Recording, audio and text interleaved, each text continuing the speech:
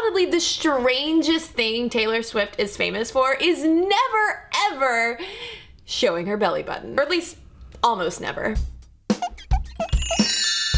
Taylor Swift's always covered belly button became such a topic of conversation and even conspiracy among fans that she finally addressed the controversy in the November 2014 issue of Lucky magazine, in which she said, "Hey, I don't like showing my belly button." While it's totally fine that Swift chooses to keep her belly button to herself, this does lead to a question asked by Stuff Mom Never Told You fan Benita Lover Among Stars, who wants to know, why are belly buttons so controversial? After all, they're just umbilical scars ridden with bacteria, lint, and sometimes Doritos crumbs, if, you know, you're having one of those kind of Sundays. Yet with the exception of going swimming, publicly baring our belly buttons, especially if we're girls, is considered inappropriate. Side note, that is definitely a stuff my mom did tell me. School dress codes don't allow it, and even crop top fashion rules maintain that this is classy, while this is trashy. But if we look at various cultures and religions around the world, female belly buttons aren't nearly as scandalous, symbolizing things like creation, fertility, sensuality,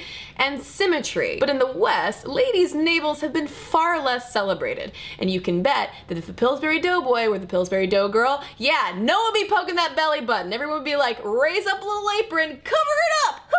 That was my Pillsbury Doughboy impression, and it sucks. Consider, for instance, how TV executives forbade Barbara Eden's belly button from being shown on I Dream of Jeannie. In fact, it wasn't until 1975 that Cher became the first actress to show her belly button on television. To brush off any controversy, her producer said, and I paraphrase, "Listen, she's so skinny, it's not even sexy."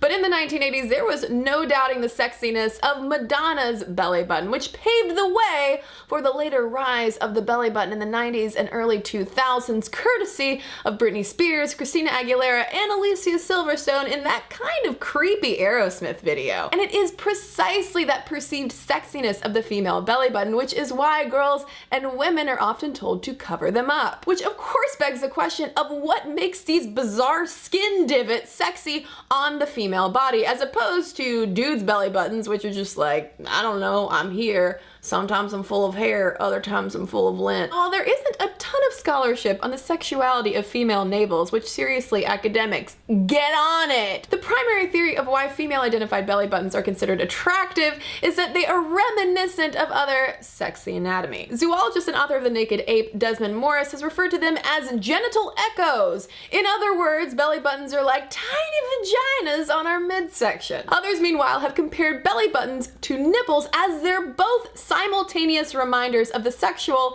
and the maternal, and due to that uncomfortable pairing, women are expected to cover both of them up. Which is why henceforth I'm referring to my belly button as my third nipple, because who wouldn't want to see that?